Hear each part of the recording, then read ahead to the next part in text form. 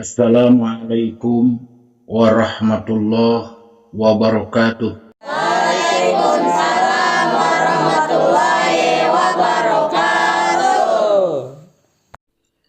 Alhamdulillahilladzi khalaqal mauta wal hayata liyabluwakum ayyukum ahsanu amala.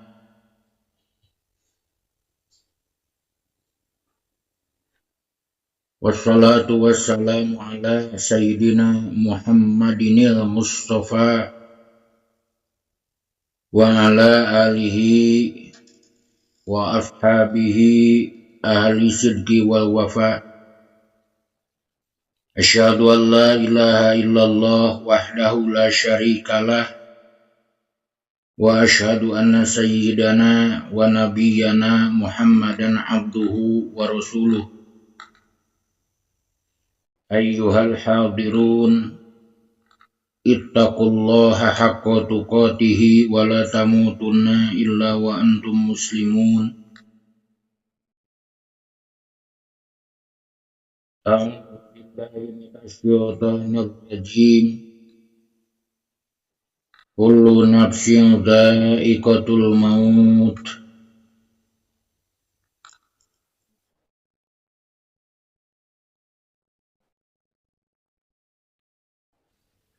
Hadirin kaum muslimin rahimakumullah,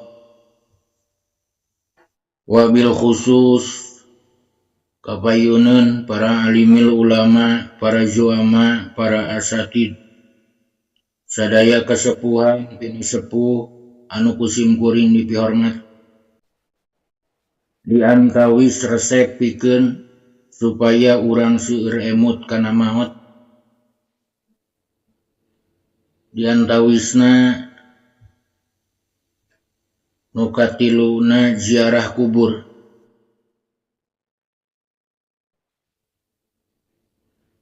Kujalaran eta pisan para kiai, para ajengan, para ulama nu aya di urang sok ngajak ka jamaahna kanggo ziaratul kubur,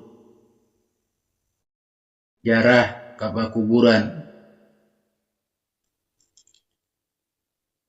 Diantawis adab-adaban jarah kubur, upama urang nitenan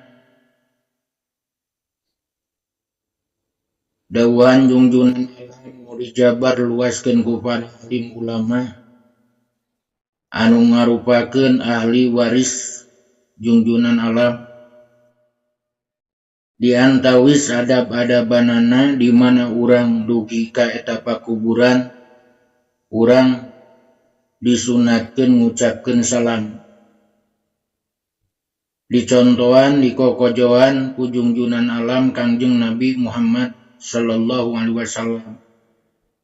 Malah didawuhkeun ku anjeunna, di mana jalma-jalma ziarah kubur tatkala dugi kana eta pakuburan ucapkeun ku araranjeun kumapokna, assalamualaikum ya ahlad diyar ya ahlal kubur wa inna insyaallah bikum lahikun. Maknana, hei ahli kubur, kasalamatan muga tetep ka ranjeun. Jeung saestuna kaula sadaya insyaallah ka araranjeun eta anu bakal usul. Ceuk urang di samping urang ngucapkeun salam ka ahli kubur, urang oge disunatkeun ngemut, disunatkeun tafakur. Ceuk urang dina hate urang ladang ngemut urang, ladang tafakur urang, kamari ieu jalma gagah kabina-bina, gayana luar biasa, malah ginding nage bea kadaek. Ayeuna mah geus ngagoler eueuh daya di jero kuburan. Kamari masih suraseri cacalakatakan jeung babaturan-babaturanana. Ayeuna mah geus teu aya di kieuna. Dituruban ku taneuh beureum. Teu kecil kemungkinan enjing jaganing geto anu dirurub ku sarung, anu dikapanan, anu disolatan, anu dikuburkeun teh urang.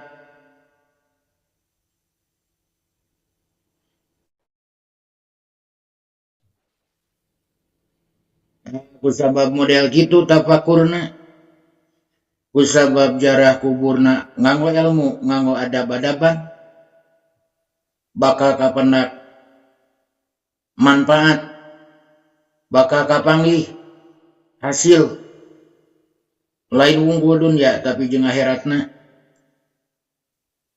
diantawisna buah tina urang midamel pasunatan eta teh Kangjeng Rasul nya diantawisna ziarah kubur. Kantos Kangjeng Nabi dadawuh, saur Kangjeng Nabi, kuntu nahaitukum an ziyaratil kubur fajuruha fa innaha tuzakkirul maut. Baheula saur Kangjeng Nabi, kami kungsi nyarek ka araranjeun teu meunang sama sakali ziarah kubur. Naon sabab waktu sarita iman para sahabat masih lalemah. Bisi dititah ziarah kubur anggur menta kanu di kuburan, mataku kami dicarek.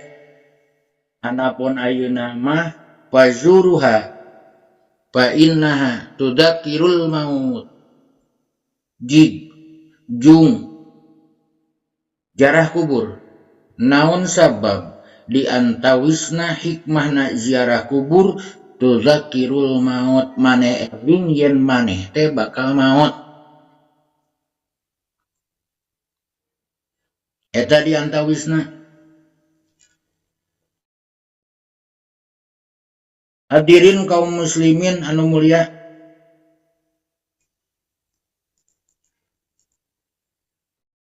dina sawaktos umat Islam anu aya di Mekah awal-awal perjuangan Rasulullah sallallahu alaihi wasallam di Mekah, harita kaayaan Kangjeng Nabi tos terpepet, kaayaan umat-umat Kangjeng Nabi parantos kadesek teu sakedik direng-rengan jalma-jalma anu tos lebet kana Islam, ditelor, digegeuleuh, dipitnah sedemikian rupa, dihina, disiksa, bahkan dibarunuh. Kaayaan perjuangan Kangjeng Nabi awal-awal ngadugikeun Islam kanu jadi umatna di kota Mekah, terus kahimbit luar biasa. Sakedik tereng-rengan jajaran sahabat-sahabat Kangjeng Nabi nu disiksa, nu dibunuh. Lungsur parentah ti Allah supados Kangjeng Nabi marentahkeun kanu jadi umatna, marentahkeun ka sahabat-sahabatna supados hijrah ti Mekah ka Madinah.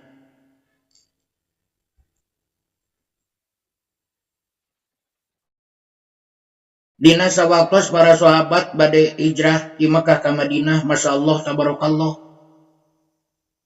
ibu bapak tong nyangka sadayana gilig, sadayana buleud, sadayana siap lahir jeung batina. Teu sakedik sahabat-sahabat Kangjeng Nabi nu keung, nu hareudang, nu bayeungjang, ingis yeun lain teu hoyong nurut ka Kangjeng Nabi ngan ingis ngan sieun.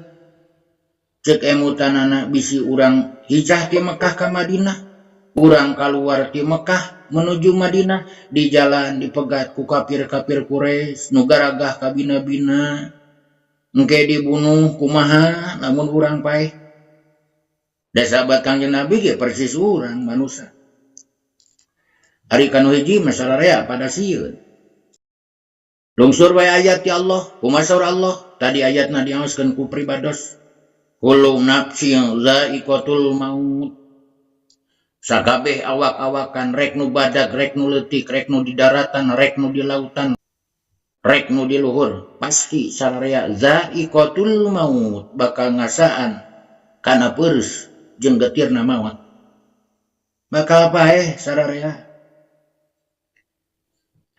malah saur sebagian ahli tafsir mah za'iqatu miraratil maut bakal ngicipan ngasaan kana peureuss getir nyeri luar biasa na maut sahabat Kangjeng Nabi nu utama nu gagah luar biasa singana Islam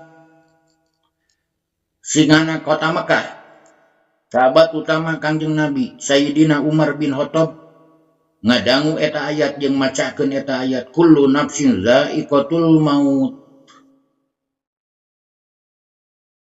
jadi muncak semangatna lamun nu sanesna keung hareudang bayeungjang rek hijrah ti Mekah ka Madinah sieun dipegat sieun dibunuh Sayyidina Umar bin Khattab ngumpulkeun jejedug-jejedugna kafir Quraisy dikumpulkeun kabehanana caketeun Ka'bah di dinya Sayyidina Umar bin Khattab pidato saur anjeunna ya ma'syar Quraisy hei urang Quraisy hei gembong-gembongna Quraisy isukan kaula Umar ibnul Khattab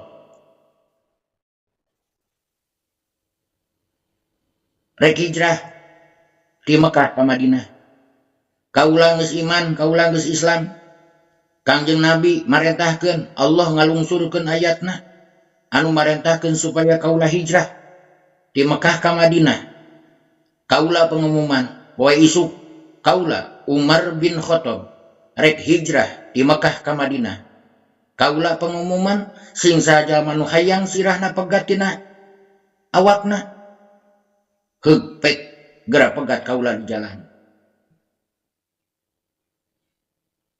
enjingna Sayyidina Umar bin Khattab angkat hijrah di Mekah ke Madinah majunan junjunan alam Gusti Rasul masyaallah tabarakallah ngaganeung we teu keung teu hareudang teu bayeungjang naon sabab yakin dirina bakal maut di Mekah mun kudu maut pasti maut init ka Madinah di jalan lamun moal maut pasti moal maut lamun kudu maut pasti maut ngaganeung we kafir-kafir Quraisy teu aya nu wani nyegat ka Sayyidina Umar bin Khattab neangan panyakit atuh megat Sayyidina Umar bin Khattab ta eta teh contoh eta teh lain ku seueurna emut kana maut jadi lungse jadi leuleus jadi teu tanginas jadi lemah justru ku ayana urang seueur emut kana maut maka bakal bijil ruhul jihad semangat gawe ku ayana seueur emut kana maut salat urang langkung getol da yakin urang rek maut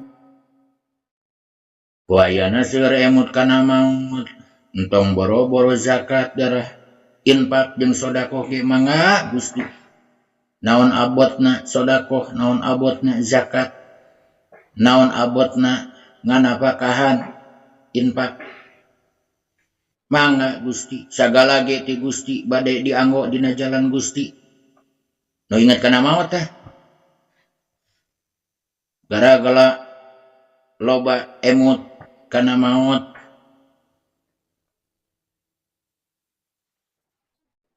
teu keung teu hareudang nyangareupan bulan puasa pedah kudu puasa sabulan dilana mangga Gusti puasa naon abotna puasa sabulan sakali Kitu gen teu matak jadi penyakit malah saur Gusti Nabi bakal jadi landong.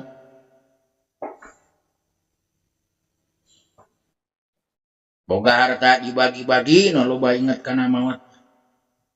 Diatur sedemikian rupa, lain digunuk-gunuk cara korut.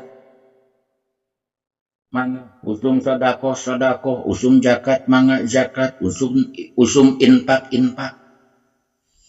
Malah tong boro-boro harta, tong boro-boro tanaga, tong boro-boro ilmu, nyawa nungan hiji-hijina asa yakin kanggo jalan anu sae mungguh Gusti.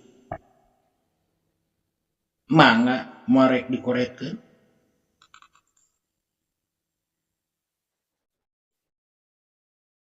Jadi ngalangkungan urang seueur emut kana maut insyaallah bakal ngalungsurkeun ruhul jihad, semangat gawe.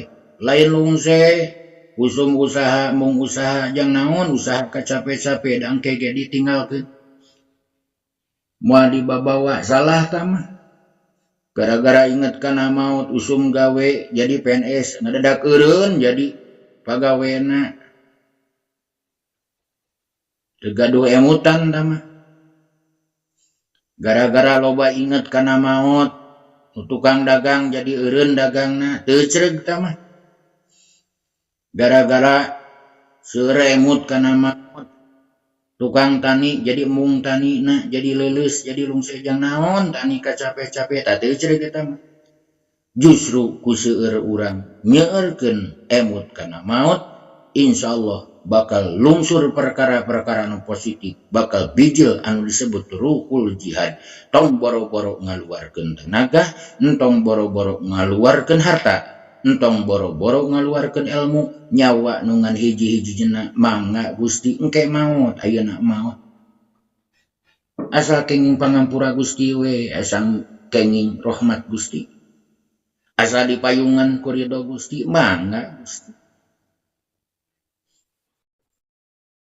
Entong nyangka ibadah sholat unggul, puasa unggul, zakat unggul, haji unggul, umroh unggul, entong nyangka gitu, naon sabab macul bisa ibadah. Nu tani, nu dagang, nu digawe, gawe di pamarentah, gawe wira swasta, kok sadayana insyaallah jadi ibadah lamun didasaran ku ilmu, didasaran ku ikhlas, carana bener, tujuanana beres. Lain salah tunggul kabehanana ge ibadah ka Allah. Hadirin kaum muslimin, hadirat kaum muslimat, beres we tah urang nyarioskeun di antawis resep-resep supados urang seueur emut, seueur ngemut-ngemut yen urang bakal maut. Cek ibu jeung cek bapak ajengan kumaha sabenerna ari maut pertingkahna. Wallahu alam. Allah nu langkung uninga. Ngan sakurang-kurangna ku para alim ulama dijajar-jajar pertingkahna maut sakurang-kurangna kabagi blagana dua bagian. Nu kahiji maut teh aya nu maut husnul khotimah, maut nu alus katungtunganeun. Nu kadua mah maut teh aya nu maut suul khotimah, goreng patut katungtunganeun. Nama kayak gitu, dah bohongan jelema jadi bagi dua. Aya jelema nu soleh, aya jelema nu salah. Aya jelema nu iman, aya jelema anu teu iman. Aya jelema anu bertauhid, aya jelema anu syirik. Kusabab dibagi dua, maut nage dibagi dua. Aya nu maut husnul khotimah, aya nu maut suul khotimah. Urang ngajerit kanu maha suci, pribados. Sareng ibu-ibu, sareng bapak-bapak, jeung barudak santri, santriah, sadayana sakolong jagat ngajerit kanu maha suci, pamudah-mudahan maut urang netepan kana maut husnul khotimah. Maut nu alus katungtung. maut mawa iman, maut mawa Islam. Malah Nabi ngajelaskeun tamamu ni'mati minallah antamuta walisanuka ratbun min dzikrillah. Pang sampurnana nikmati Allah anjeun maut bari maut anjeun lami anjeun baseuh ku zikir ka Allah Subhanahu wa taala.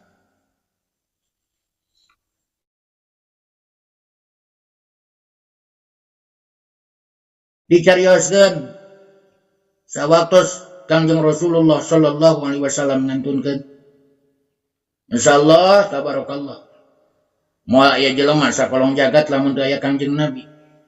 Malah moal aya jagat lamun teu aya Kangjeng Nabi. Laulaka lamma khalaqtul aflak. Muhammad lamun seuk mah kami teu nyiptakeun anjeun, kami moal anjeun jagat. Sawaktos Kangjeng Nabi bade ngantunkeun mayunan sakaratul maut. Masyaallah tabarakallah. Ku peureus getirna eta maut dugikeun ka Kangjeng Nabi nganclongkeun ramo-ramona kana cai nu aya dina gelas. Teras eta babaseuh cai diusapkeun kana rarayna Kangjeng Nabi nu mulia. Bari anjeunna ngadoa ka nu Maha Suci. Allahumma hawwin alaina fi sakaratil maut. Ya Allah, ringankeun ka abdi dina mayunan sakaratul maut. Malah anjeunna ngajelaskeun dina hadis nu sanesna nyeri na maut leuwih nyeri tinimbang 700 bacokan pedang. Kadang soca muka ninggal kana kaluarna eta roh. Malah dina hadis anu katampi ti Barra bin Azib saur Mama Barra abdi sadaya kaluar sareng Kangjeng Rasulullah sallallahu alaihi wasallam dina raraga nganterkeun hiji jenazah sahabat Ansor Kangjeng Nabi. Terus Kangjeng Nabi dugi ka pakuburan lajeng Kangjeng Nabi calik dina perbah mastakana eta mayit luhureun kuburan. Teras abdi sadaya calik saur Barra sang sahabat-sahabat nu sanesna.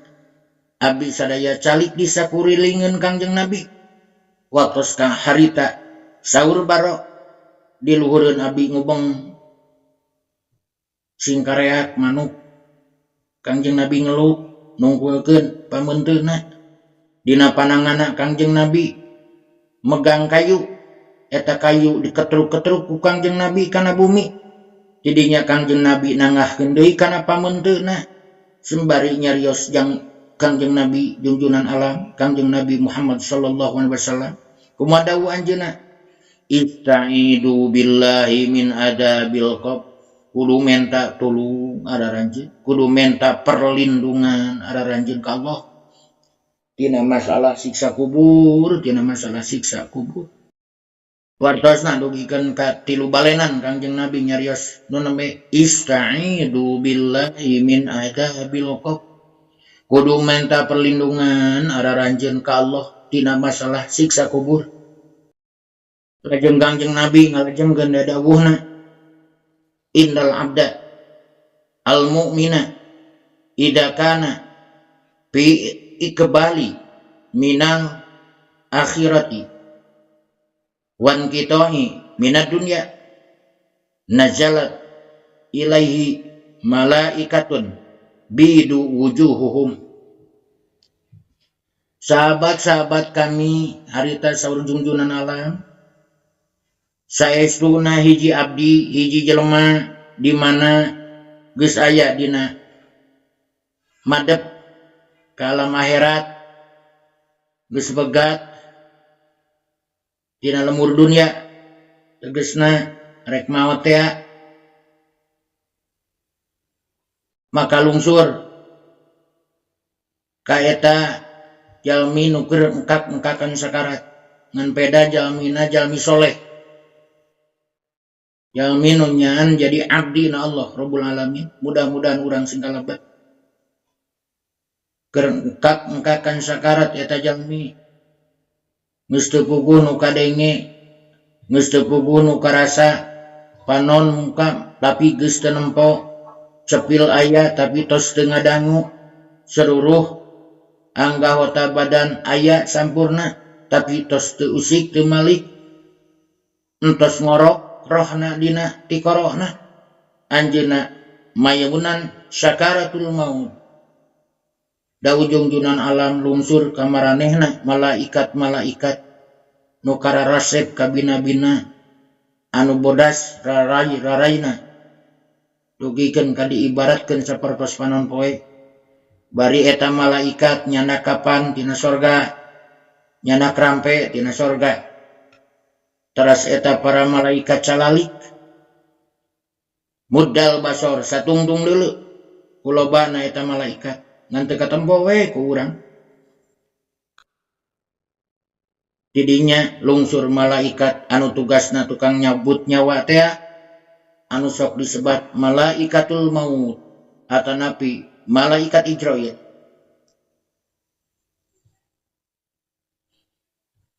Insyaallah tabarakallah. Terus malaikat Ijrail calik caketeun mastakana eta jalma anu keur sakarat. Tidinya anjeunna ngadamelan nyabut kana rohna eta jalma nu soleh.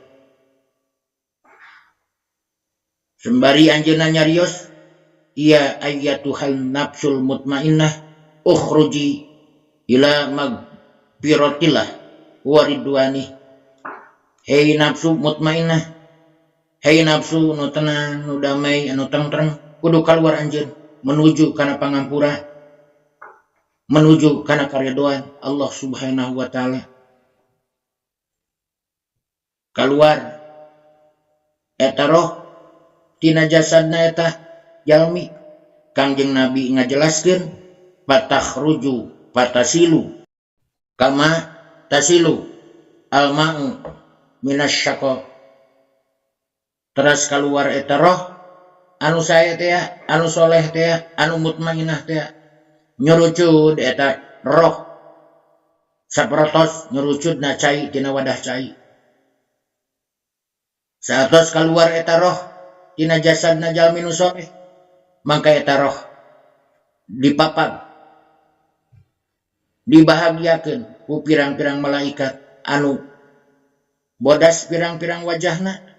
Lajeng eta roh disimpen dina kapan sareng rampe anu khusus dicanak di sorgana Allah Rabbul Jalil. Lajeng eta roh dicanak ka langit kahiji. Setiap-tiap eta roh anu dicanak ku malaikat-malaikat menuju langit kahiji amprok jeung malaikat-malaikat nu sanesna. Maka para malaikat ngabaharagiakeun, ngadaroakeun eta rohna si mayit jalma nu soleh dugi ka panto langit kahiji. Lajeng panto langit kahiji menta dibuka, panto langit kahiji dibuka, dibahagiakeun deui eta ruh anu sae, eta nafsu mutmainnah teh ku pirang-pirang malaikat penjaga langit kahiji. Jadinya disarengan dugi ka langit kadua, katilu, kaopat, kalima, kagenep, katujuh. Terus dugi ka langit katujuh dicarioskeun dina hadis. Allah ngadawuh, saur Allah, uktubu kitabahu fi illiyin wa aiduhu ilal ardi minha khalaqtuhum wa fiha u'iduhum wa minha ukhrijuhum taratan ukhra. Kudu nuliskeun araranjeun malaikat kana catatan amanah eta si mayit nu soleh teh dina sorga iliyin. Tuluy balikeun deui ieu roh kana taneuh, sabab tina taneuh kami geus nyiptakeun maranehna, jeung kana taneuh kami bakal ngabalikeun deui maranehna, jeung tina taneuh kami nu agung saur Allah bakal ngahudangkeun maranehna. Dina balikan sajena. Saatosna kitu eta roh diuwihkeun deui kana kubur. Tos aya di kubur, maka dongkap dua malaikat anu sok nakonan, anu sok disebut malaikat Munkar wan Nakir. Saur sebagian ulama kajalmi jamin soleh mah disebutna teh malaikat basar mubasir.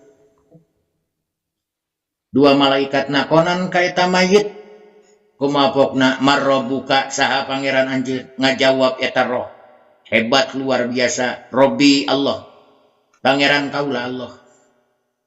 Wa madinuka, cek malaikat naon atuh agama anjeun? Ngajawab eta mayit dinil Islam. Agama kaula agama Islam, nu mulia luhur bari agung. Wa ma taqulu fi hadar rajuli alladhi bu'isa fikum. Saur malaikat ngalajengkeun panakonanna cing kana naon ngucap anjeun tentang hiji lalaki anu geus diutus di araranjeun. Ngajawab eta mayit wa Rasulullah sallallahu alaihi wasallam, eta lalaki nu diutus di kaula ngahaja ku Allah diutus ngarupakeun rasulna Allah. Wa ma ilmuka, cek malaikat naon atuh ilmu anjeun? Ngajawab eta mayit teu kudu ngapalkeun ti ayeuna. Ieu mah ngahaja yang apal diapalkeun. Cara ngajawab panakonan malaikat mun karuban nakir ari salatara teu isreu. Ngajina sing beres, sing getol, sing istiqomah, memeh maot mah tuluy we ngaji. Ngan kade ulah getol ngaji wungkul ari praktek henteu. Ngajina sing getol, ilmuna teangan di mana ilmu geus aya gawean. Wa ma ilmuka, naon ilmu anjeun? Ngajawab eta pameget eta mayit teh qara'tu kitab Allah wa amantuhu wa saddaqtu. Kaula sok maca kana kitab suci Al-Qur'anul Karim, kitab anu suci disucikeun ku Nu Maha Suci. Wa amantuhu, kaula ngimankeunana, wa saddaqtuhu, kami ngabenerkeunana. Dirinya Allah dengan ngantep, Allah dadawuh ngagentra nada munadim min kibalir rahmah. Sadaqu abdi. Paprisu lahu pirosam minal jannah. Wa albisuhu libasan minal jannah. Wabtahu lahu baban ilal jannah. Yatihi mirrihiha wa tibiha. Wa yubsahu lahu fi qabrihi maddu basarihi. Bisbenar hamba kaula cek Allah amparkeun ku mararaneh malaikat amparan sorga malah pakaian ku mararaneh malaikat eta si mayit teh ku pakaian di sorga. Ya Karim ya Allah, bukakeun ka anjeunna ka mayit nu soleh teh nu nyaan jadi bujangna Allah panto supaya ningali sorga anu dicawiskeun jang manehna. Bukakeun pantona sehingga eta mayit bisa ningali kana sorga pitempat-eunana jaga di poe kiamat. Oge mayit ngasaan ngangseuan kana angse-angseuna sorga. Baru diamparkeun amparan sorga, diangekeun anggean sorga, lajeng dibukakeun pantok sehingga eta mayit salamina ningali kana sorga oge ngangsu aangsuan sorga. Ya Karim Allah ya Rabbal alamin. Beres tidinya lungsur deui makhluk hiji lalaki bejana nu kasepna luar biasa. Moal kaukur ku catur, moal kagambar ku caritaan kasepna luar biasa. Kaget eta mayit. Lajeng mayit narosman anta saha anjeun. Ngajawab eta pameget anu kasep luar biasa. Ana amaluka soleh, kami teh amal anjeun teh. Kami teh zakat anjeun teh, kami teh puasa anjeun teh, kami teh umroh anjeun teh, kami teh haji anjeun teh, kami teh dikir anjeun teh, kami teh sedekah anjeun teh. Rek naon anjeun ka dieu? Ngajawab eta makhluk amal soleh urang teh rek ngarencangan anjeun ila yaumil kiamah nepi ka poe kiamah rek ngabaturan anjeun, rek ngabubungah anjeun, rek ngabahagiakeun anjeun dugikeun ka poe kiamah. Hadirin kaum muslimin, mudah-mudahan urang sok sanaos sakieu buktina ilmu teu pati boga usum gawe lungse geuning ngalehek da puguh iblis imana lemah ilmuna pamudah-mudahan ngajerit kanu maha suci. Mudah-mudahan urang sing kalebet tireng-rengan jalmi-jalmi nu nembe sehingga kuburna dijantenkeun raudhatum mir riyadil jinan, taman tireng-rengan, taman-taman surga. Nikmat kubur tos luar biasa, rek kumaha nikmat jaga di alam akhirat. Cacak di kubur tos bunga luar biasa, kau menjaga di alam nu daya tungtungna anu sok disebat alam akhirat. Hadirin kaum muslimin anu mulia, samulina pertingkahna maut anu kadua naudzubillah nyaeta maut suul khotimah, maut nu goreng patut, maut anu hina. Mugi-mugi urang ditebihkeun maut suul khotimah. Samulihna tilu tadi, samulihna tina pertingkahna maut anu husnul khotimah. Junjunan alam Kangjeng Nabi Muhammad sallallahu alaihi wasallam parantos dadawuh,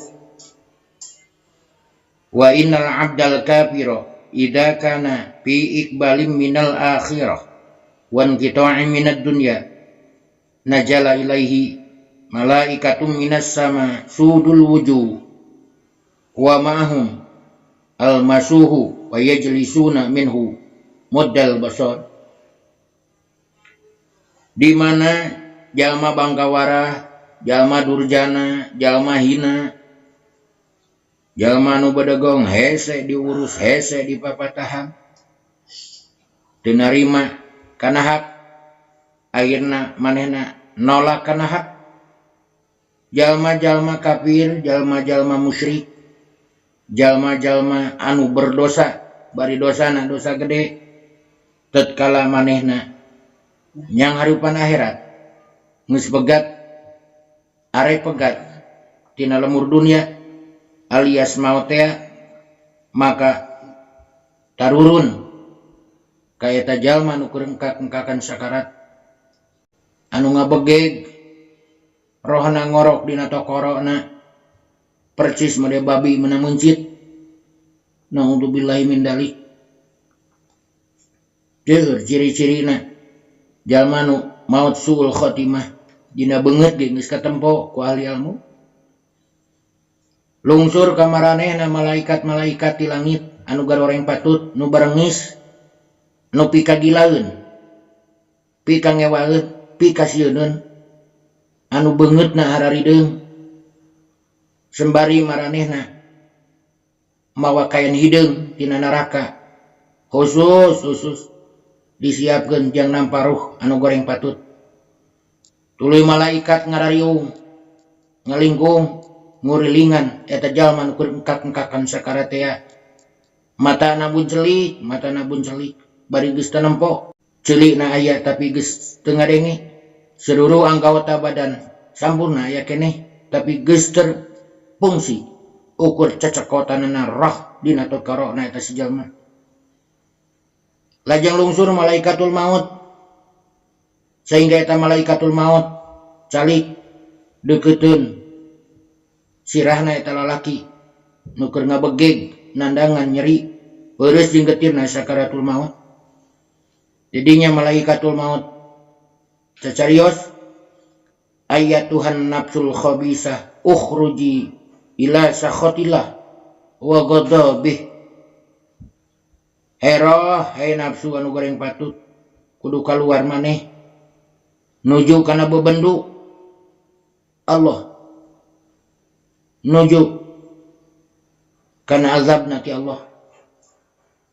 Patapriku fi a'daihi, maka papisah eta roh dina pirang-pirang anggotana eta si jalma nu goreng patut, si roh anu jahat, si nafsu anu khabisah, payanji'uha kama yanji usupud minas supuk.